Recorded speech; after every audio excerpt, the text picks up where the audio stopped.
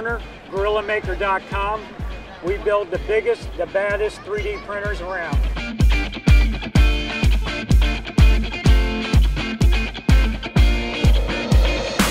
Well, Intel does play an important role for the microprocessor in some of our larger equipment. The Atom processor is a wonderful platform for us to build on. Spinning forward 5 years from now, everybody's going to have a 3D printer in their kitchen.